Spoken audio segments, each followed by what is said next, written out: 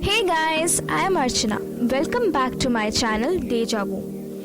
आज की कहानी दो बहनों पे आधारित है, तो चलिए सुनते हैं। किसी गांव में सुखनी और दुखनी नाम की दो बहनें थीं। सुखनी की शादी गरीब परिवार में हुई थी, फिर भी वो अपने अच्छे आचरण और व्यवहार के कारण वह सदा प्रसन्न रहती थी, जबकि दुखनी की शादी संपन्न परिवार में हुई थी, परंतु वह सदा दुखी और असंतुष्ट रहती थी।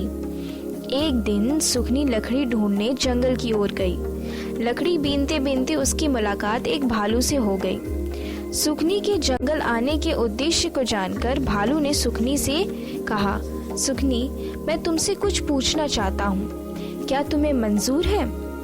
सुखनी बोली, हाँ हाँ पूछो। भालू बोला, सुखनी, मैं कैसा लगता हूँ? मेरा चेहरा, मेरे आँख, कान, नाक, मुंह सब कैसे हैं? सुखनी मधुर स्वर में बोली, जी भालू राजा, आप बहुत सुंदर एवं स्मार्ट हैं। आपके हाथ, पैर, आँख, कान, नाक, मुंह सब बहुत ही खूबसूरत है। अपनी ऐसी प्रशंसा सुनकर भालू फूले न समाया। सुखनी को सोने का ढेर सारा हार आभूषण देते हुए उसने उसे कहा, सुखनी, मैं तुमसे बहुत खुश हूँ, तुम्हें जितना सोना चाहिए ले लो। सुखनी की खुशी का ठिकाना न रहा। उसने कुछ हार गले में पहने और कुछ को अपने आंचल में बांधकर वह घर ले गई।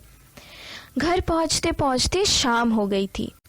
घर पहुंचकर वह आभूषणों का वजन देखना चाहती थी, अतः अपनी बहन दुखनी के घर जाकर तराजू और बाट मांग लाई। अब दुखनी सोच में पड़ गई कि आखिर इतनी रात में सुखनी को तौलने के लिए ऐसा आज क्या मिल गया।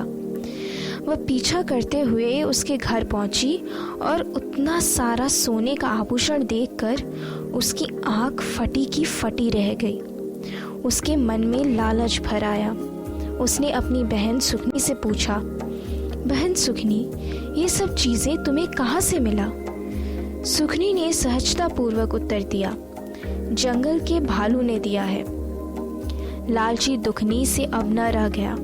वह दूसरे दिन बड़े सवेरे जंगल गई और लकड़ी बीनने लगी।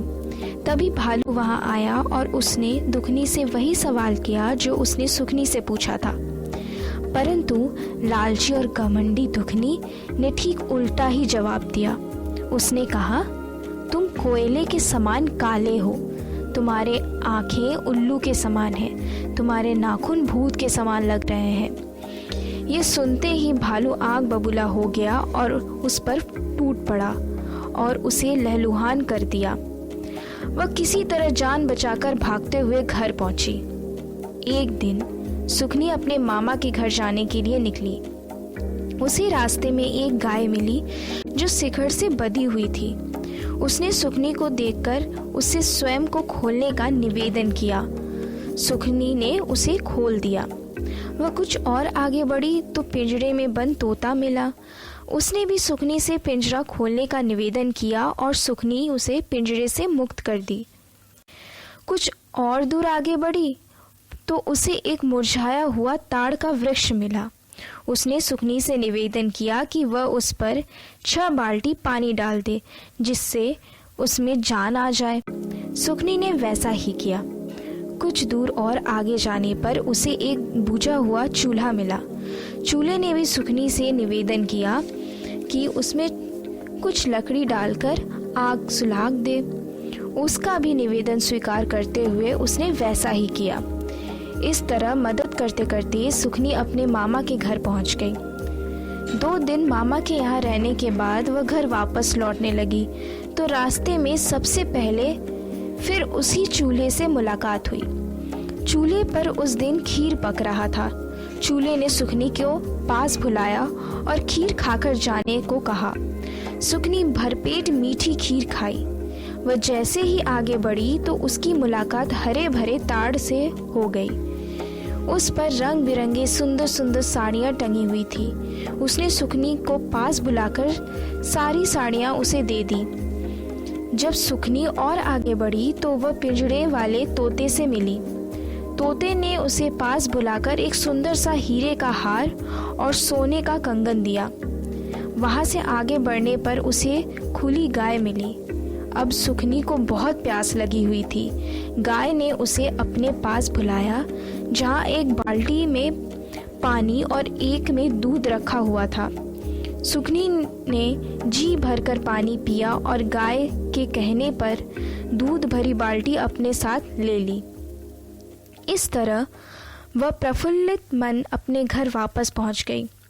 दूसरे दिन दुखनी उसके पास आई और बोली, सुखनी, तुम मामा के घर गई थी, तुम्हें क्या मिला, जरा मुझे भी तो दिखाओ। सुखनी ने सभी चीजें उसके सामने रख दी। अब लालची दुखनी से न रहा गया, वह भी मामा के घर जाने के लिए निकल पड़ी। रास्ते में उसकी मुलाकात गाय, तोता, ताड़, वृक्ष और चूल्हे से हुई, पर उसके निवेदन करने पर भी वह किसी की मदद नहीं की। मामा के घर 2 दिन रहने के बाद वह वापस लौटने लगी, परंतु मामा ने उसे कुछ नहीं दिया। रास्ते में उसने चूल्हे पर खीर पकते हुए देखा और उसके मुंह में पानी भर आया। वह खीर खाना चाही, लेकिन उसके हाथ और मुंह जल गया, फिर भी खीर नहीं खा पाई। आगे बढ़ी तो ताड़ के पेड़ पर सुंदर सुंदर साड़ियाँ टंगी हुई थी और पेड़ झुका हुआ था। जब वह नजदीक गई और एक साड़ी को पकड़ना चाही तो पेड़ सीधा हो गया और साड़ी ऊपर चली गई।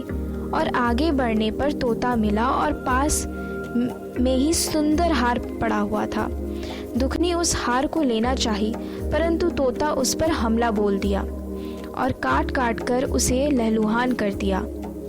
वह थक कर चूर हो गई थी। आगे उसे मैदान में खुली गाय मिली और वही पास में एक बाल्टी दूध और पानी भी रखा था। दुखनी प्यासी थी, अतः नजदीक जाकर उसने पानी पीना चाहा, पर गाय ने उसे एक लात मारा और सारा पानी और दूध गिर गया। इस तरह घमंडी और लालची दुखनी भूखी प्यासी घर पहुंची। जब उसकी मुलाकात सुखनी से हुई तो उसने बताया कि मामा ने उसे कुछ नहीं दिया। सुखनी ने कहा, मुझे भी तो मामा ने कुछ नहीं दिया, मुझे तो सारी चीज़ें गाय, तोता, ताड़ और चूल्हे ने दिए थे, क्योंकि मैंने रास्ते में उनकी मदद की थी। अब दुखनी की आंखों से पर्दा हट गया। उसे याद आया कि उन सब से तो उसकी भी मुलाकात हुई थी, पर उसने किसी की मदद नहीं की थी।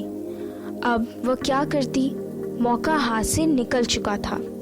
अतः इस कहानी से हमें ये सीख मिलती है कि लालच में दुख ही दुख है, परोपकार में ही परम सुख है।